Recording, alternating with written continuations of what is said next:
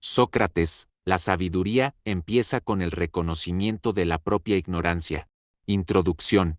Antes de Sócrates, la filosofía llevaba ya un largo recorrido. Aristóteles señala a Tales de Mileto como el primer filósofo, Pitágoras es el primero en llamarse a sí mismo filósofo, y ambos vivieron sin duda antes que Sócrates. Esta evidente objeción cronológica no ha impedido, sin embargo, que muchos le hayan atribuido un papel fundacional para la filosofía. Ya en la antigüedad, un pensador tan influyente como Cicerón le califica de padre de la filosofía, y los intérpretes modernos no han hecho sino abundar aún más, si cabe, en esta singular paternidad fuera de tiempo. A partir del siglo XIX, es habitual colocar a todos los filósofos anteriores a Sócrates dentro de una categoría llamada filosofía presocrática, lo que parece arrojar sobre ellos una sombra de interinidad, de estado aún no nato. Por seguir con la metáfora biológica, puede decirse que con Sócrates llegan a la madurez una serie de tendencias intelectuales que llevaban largo tiempo gestándose,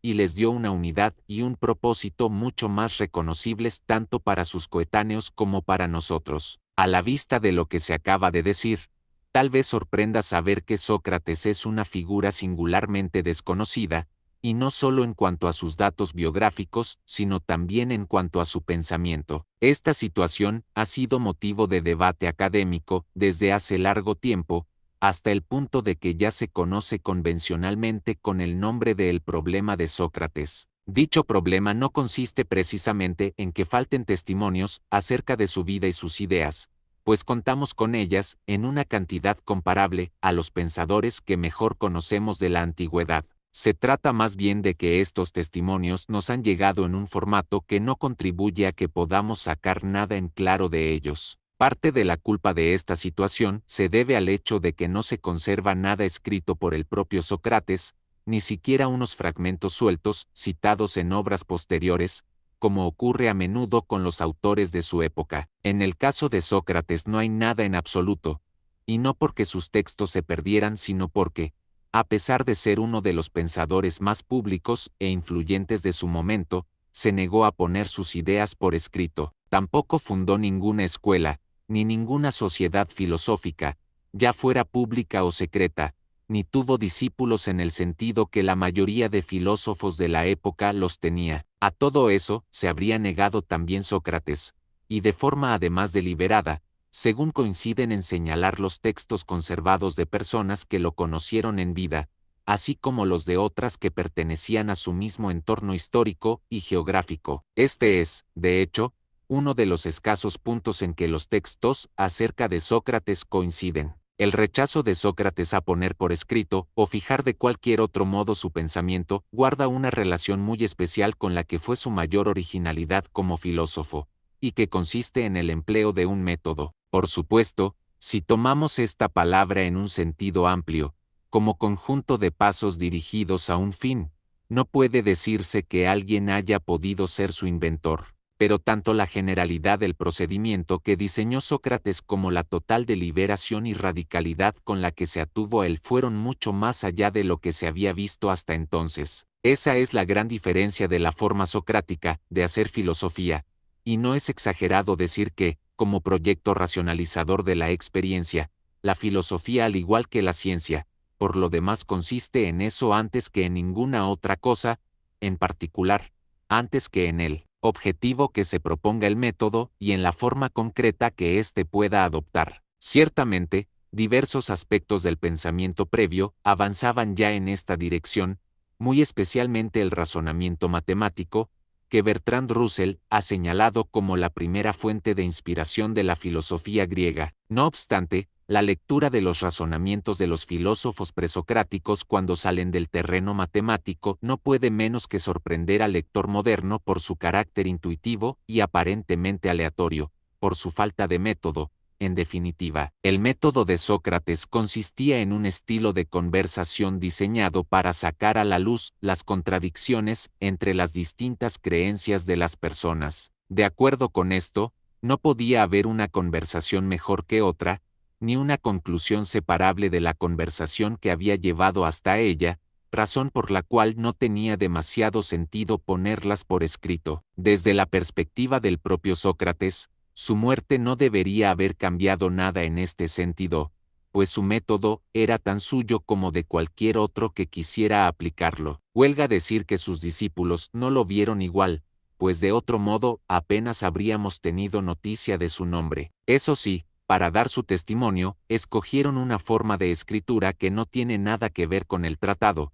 la biografía o cualquier otro género diseñado para describir la vida o las ideas de alguien. La razón era que no pretendían describir, sino más bien proseguir la actividad de Sócrates, en cierto modo, hacer como si éste siguiera vivo. El resultado fue el diálogo socrático, réplica literaria y formalizada de las conversaciones que mantenía Sócrates cotidianamente por las calles de Atenas. Un nombre se asocia a este género por encima de cualquier otro, el de Platón, al que debe añadirse también el de Jenofonte, discípulo de Sócrates como él y autor de varios diálogos socráticos. Prácticamente todo lo que sabemos acerca de Sócrates procede de los textos que se han conservado de estos autores, pues los diálogos que escribieron los demás discípulos, conocidos como los socráticos menores, se han perdido y solo los conocemos por referencias indirectas en la obra de autores posteriores como Aristóteles, Cicerón o Diógenes Laercio. En sus diálogos,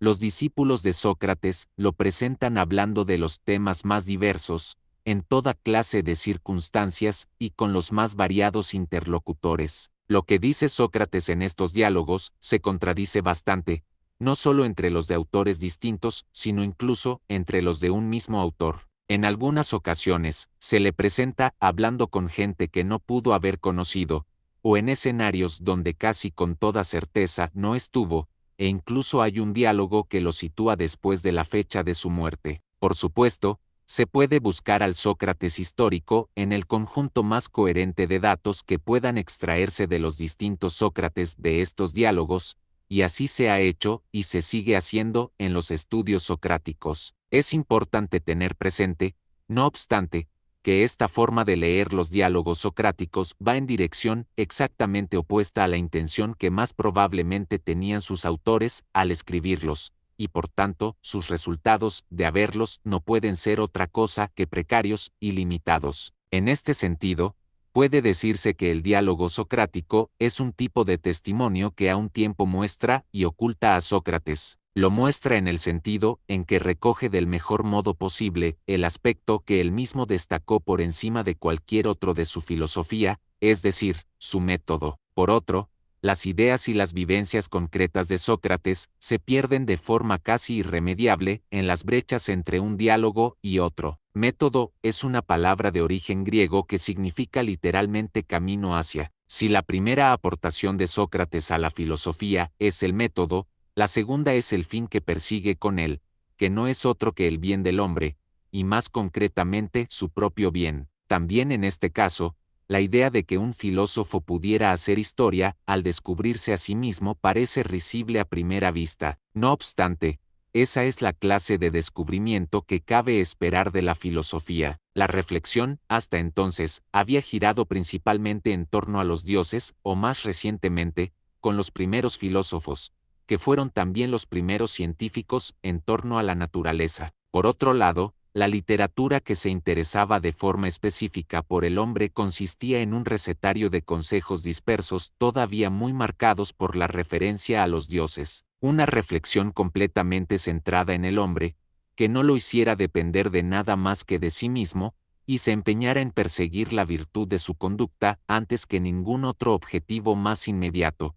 Era algo sin precedentes. En este sentido, Sócrates es casi unánimemente reconocido como el inventor de la ética. De acuerdo con lo dicho, la actividad filosófica de Sócrates se centraba enteramente en el hombre, y en un doble sentido, por un lado como medio, y por el otro como fin de su investigación. No obstante, tanta atención demostró ser excesiva para sus conciudadanos atenienses, o por lo menos para algunos de ellos, que terminaron por llevar a Sócrates a juicio por un conjunto de motivos bastante vagos, y que han dado pie a muchas especulaciones sobre qué había realmente detrás. A los diversos motivos que se han apuntado, y que caen en general en el campo de lo religioso o bien en el de lo político, habría que añadir también otro de carácter estrictamente filosófico. Este sería la propia originalidad de Sócrates que estamos comentando, o mejor dicho, la irritación y la suspicacia que ésta podía despertar entre un buen número de atenienses. De hecho,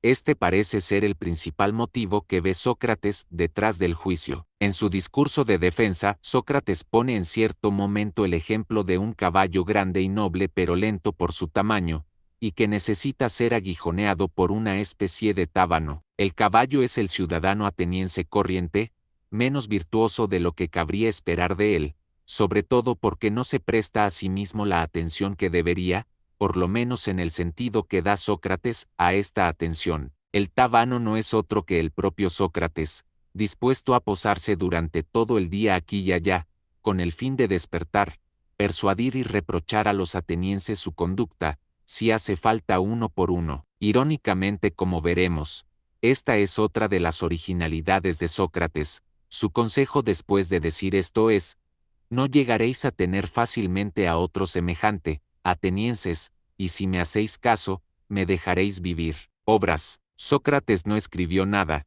pero a su muerte surgió todo un género literario dedicado a su persona y su filosofía, conocido con el nombre de diálogo socrático. La lista de autores de diálogos socráticos es amplia y podría extenderse hasta nombres contemporáneos como André Gide, pero solo se incluyen aquí aquellos que cabe considerar discípulos directos suyos. Se trata de Antístenes, Aristipo de Cirene, Esquines, Euclides de Megara, Fedón de Elis, Genofonte y Platón. Solo los diálogos de estos dos últimos se han conservado. Diálogos socráticos de Genofonte. Tanto la apología como las memorables giran en torno a la defensa de Sócrates en relación con su juicio del año 399 a.C. Otros diálogos en los que presenta a Sócrates hablando sobre diversos temas son el banquete y el económico. Diálogos socráticos de Platón. Cabe distinguir un primer grupo de diálogos escritos durante su juventud y que reproducen con mayor fidelidad los temas y los métodos propios de su maestro Sócrates. Se trata de la apología, monólogo que inspira el género de los diálogos, el Critón, el Laques, el Eutifrón, el On, el Lisis, el Cármides, el Gorgias, el Hipias Menor, el Hipias Mayor y el Protágoras. Algunos incluyen también el Libro I de la República. Un segundo grupo de diálogos, escritos durante la madurez de Platón, realizan una transición hacia temas y metodologías más propias de este que de Sócrates. Se trata del Menón, el Fedón, la República, libro segundo a décimo, el Banquete, el Fedro, el Eutidemo, el Menexeno y el Crátilo. En un último grupo de diálogos platónicos,